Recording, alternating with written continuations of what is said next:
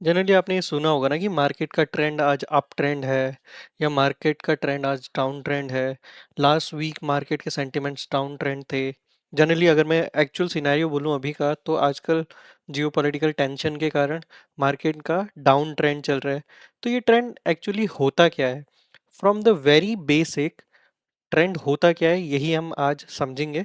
तो ये हमारी बुक है, technical analysis of the financial market, और इस पे हमने फर्स्ट 3 चैप्टर ऑलरेडी कवर कर लिए हैं। लास्ट चैप्टर आप देख सकते हो आई बटन पे। एंड आज हम बात करने वाले हैं ट्रेंड की।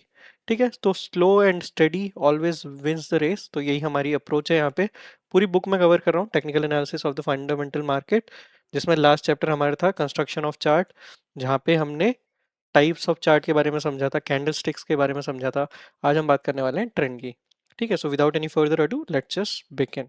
तो स्टार्ट करते हैं definition of trend. The concept of trend is absolutely essential to the technical approach to market analysis.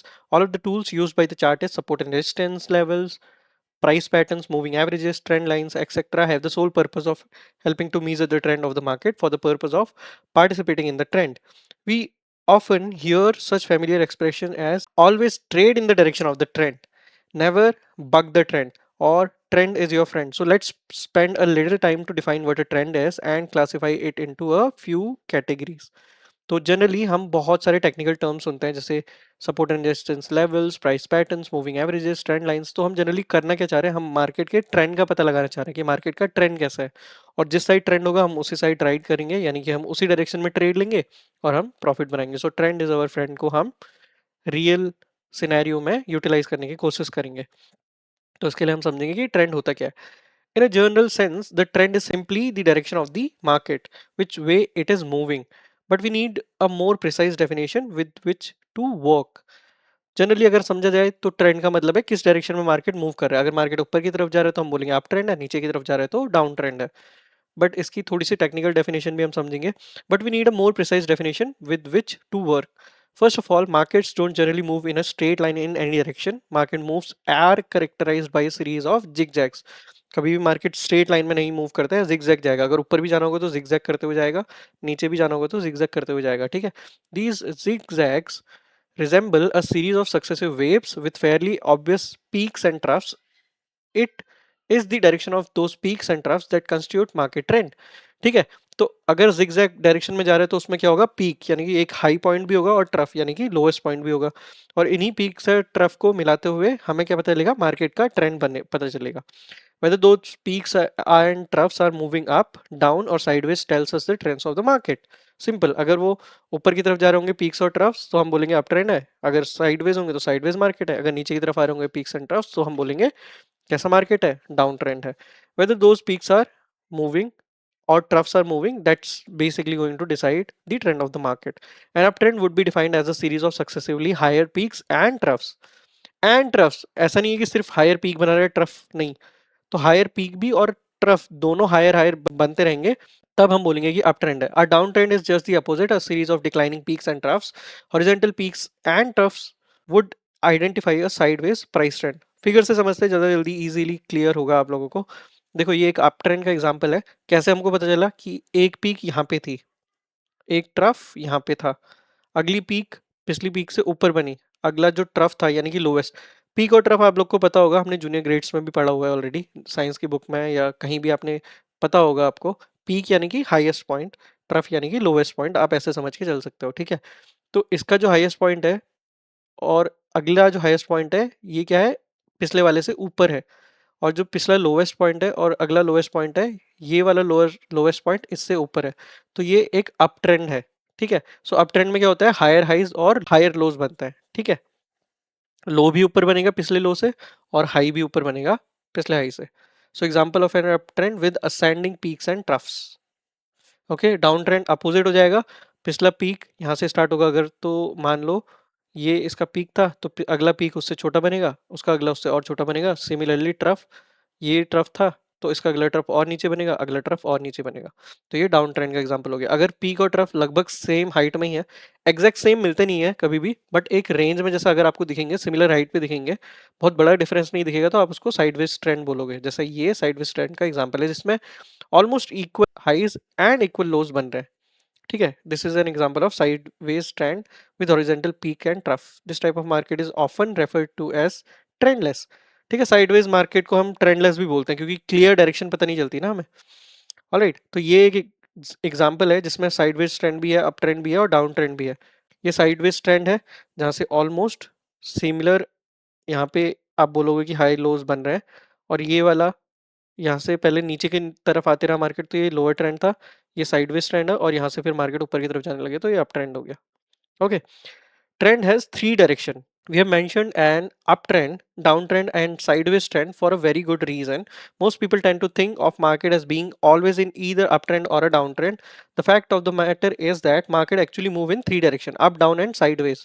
It is important to be aware of this distinction because for at least a third of the time, by a conservative estimate, price moves in a flat horizontal pattern that is referred to as trading range. This type of sideways action reflects a period of equilibrium in the price levels where the forces of supply and demand are in a state of relative balance. If you will recall, Dow theory refers to this type of pattern as line. Although we have defined a flat market as having a sideways trend, it is more commonly referred to as being trendless. ठीक है, तो generally आपके mind में एक misconception रहता है कि market की दो ही डायरेक्शन हो सकती है, या फिर वो ऊपर ही जा सकता है, नीचे ही जा सकता है। बट जनरली मार्केट की तीन डायरेक्शंस होती हैं, या वो ऊपर जाएगा, या नीचे जाएगा, या साइडवेज रहेगा। ठीक है, साइडवेज है यानी कि जो डिमांड और सप्लाई है वो ऑलमोस्ट इक्वल है या इक्विवेलेंट है टू सम सेंस, तभी जितनी डिमांड है उतनी सप्लाई, तो मार्केट एक रेंज में ही ट्रेड करेगा। ठीक है, और वैसे ही अगर डिमांड ज़्यादा और सप्लाई कम होगी, या अपोजिट होगा, सप्लाई ज़्यादा और डिमांड कम होगी, तो उस केस में आपको ट्रेंड नजर आएंगे, मार्केट एक सर्टेन डायरेक्शन में या ऊपर की तरफ या नीचे की तरफ चलता हुआ दिखेगा। ठीक है, तो जो साइडवेज ट्रेंड होता है इसको हम ट्रेंडलेस भी बोलते हैं क्योंकि डायरेक्शन क्लियर नहीं होती है।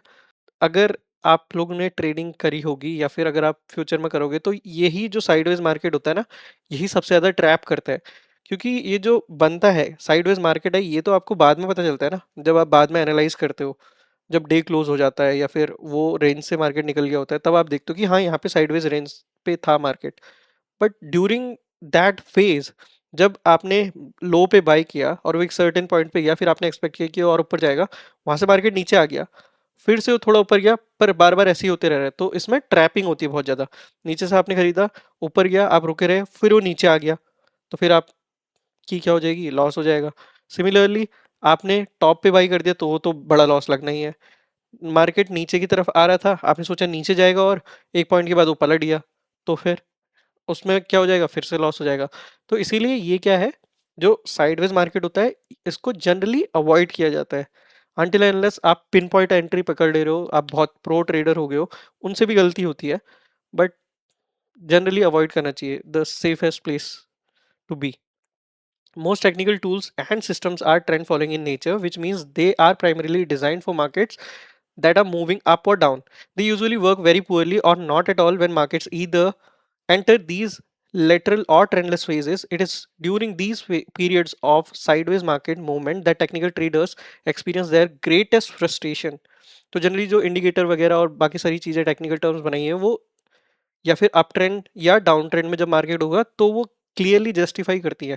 बट एक रेंज में अगर फंस गया होता है ना, तो उस टाइम पे सबसे ज्यादा फ्रस्ट्रेशन होती है। That's what the author is also trying to say. And system traders their greatest equity losses, तो यही फेज होता है जहाँ पे सबसे ज्यादा लॉस होता है। A trend following system, by its very definition, needs a trend in order to do its stuff. The failure here lies not with the system, rather the failure lies with the trader who is attempting to apply a system designed for trending markets into a non-trending market environment. अब आपने trending market के हिसाब से कुछ अपना calculation लगा के entry बनाई, बट मार्केट गया ही नहीं। जैसे मान लो आपने थोड़ा सा मार्केट ऊपर आया, आपने सोचा कि यहाँ से और ऊपर जाएगा, आपने एंट्री बना ली, मार्केट नीचे की तरफ आ गया, आपने बोला ठीक है चलो अब नीचे की तरफ ट्रेंड आ गया है, अब मैं नीचे सेल कर लेता हूँ या पुट ले लेता हूँ। आपने नीचे एंट्री बनाई, और मार्केट वहां से और नीचे आने के बजाय फिर थोड़ा सा ऊपर आ गया, तो ये सेम रेंज में ही घूमते रहेगा, आप कंफ्यूज होते रहोगे। और ऐसा नहीं कि एक फिक्स पॉइंट है, जैसे हर बार ऐसा नहीं कि मान लो 50 से 100 गया, और 100 से फिर से 60 पे आया, फिर जरूरी नहीं कि हर बार 100 से ही गिरेगा, वो 110 या 120 या फिर 90 कहीं से भी गिर सकता है, एक पिन पॉइंट एंट्री नहीं होती है। इसीलिए और ज्यादा फ्रस्ट्रेटिंग होता है, इसीलिए यहाँ पे ज्यादा से ज्यादा लॉस होता है।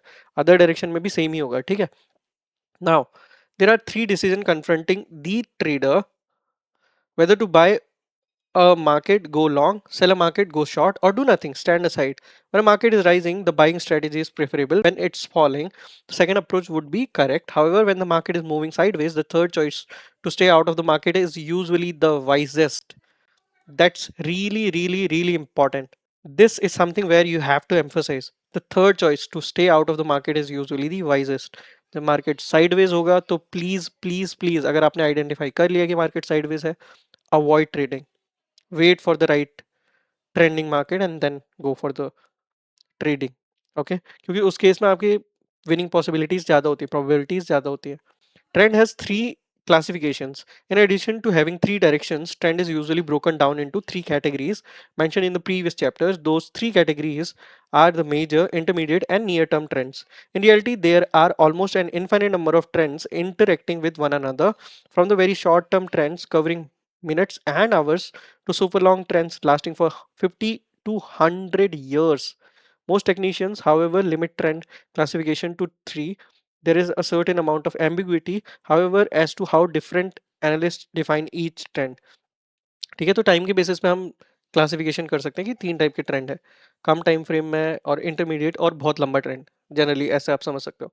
Dow theory, for example, classifies the major trend as being in effect for longer than a year because future traders operates in a shorter time dimension than do stock investors.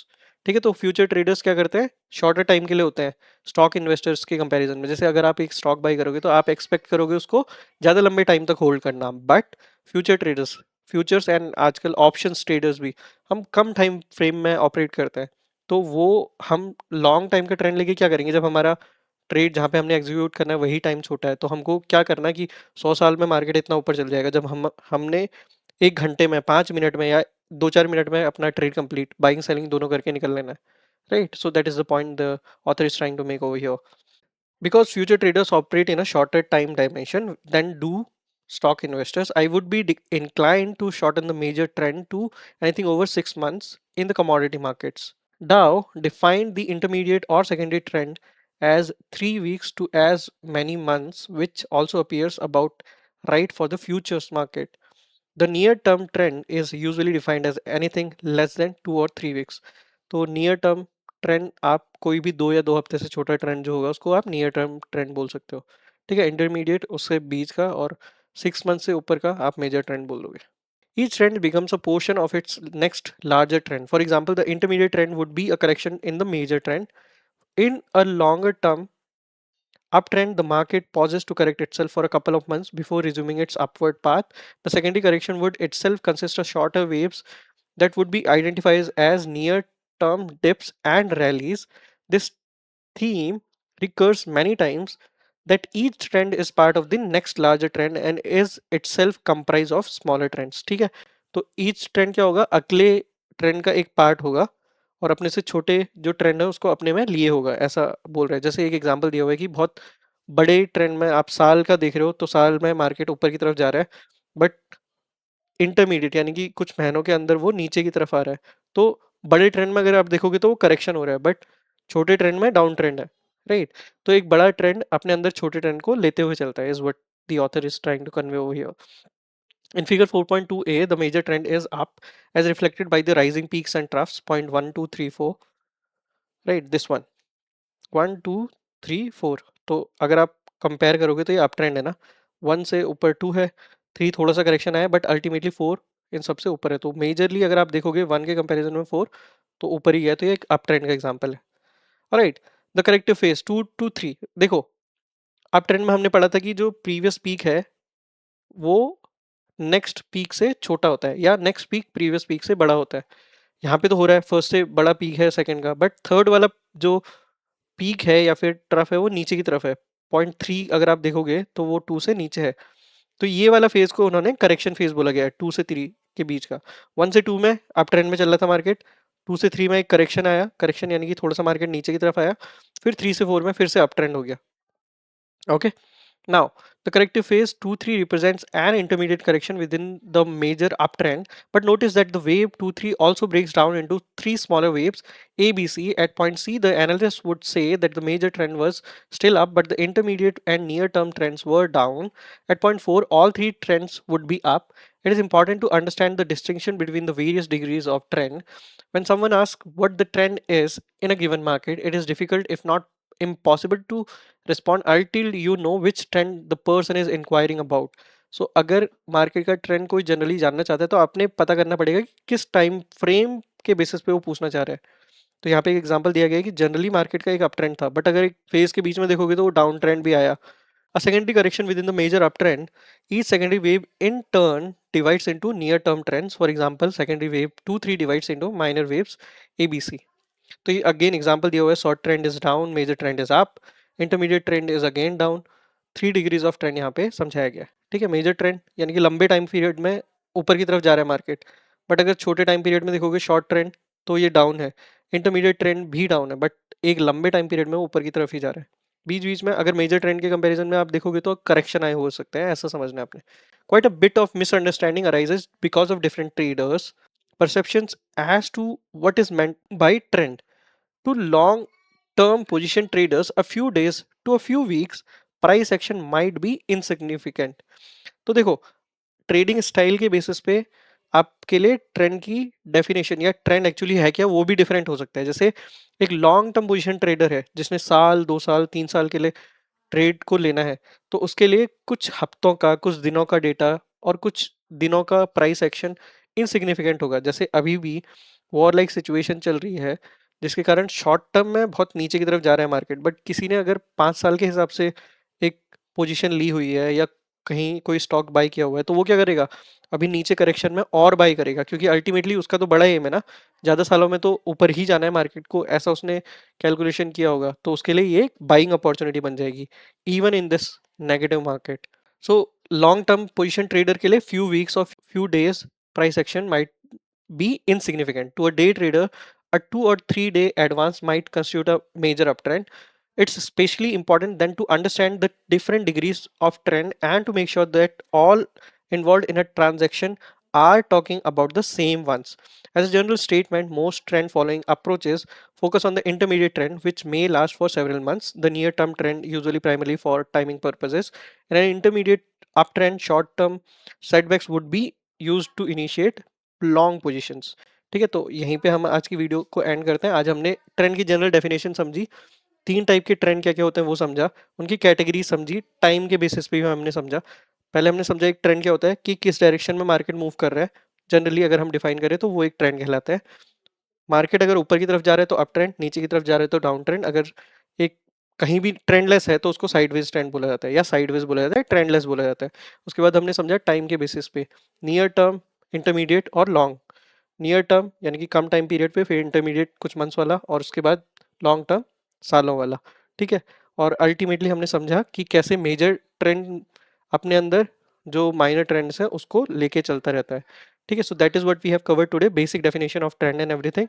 Next video में बहुत important चीज पे हम बात करने वाले हैं, support and resistance. So make sure that you will watch that video as well. And for this video, I will leave one comment in the comment box, obviously, one important interesting question for all of you. So make sure that you are answering to that. And in case if you have liked this video, then please press the like. And if you like the content, then subscribe. If you have any suggestions, make sure that you are posting it in the comment section. I'm open for everything, suggestions and appreciation, criticism, whatever it is. So thank you so much, universe. Thank you so much, Radha Ranji. Have fun. Peace out.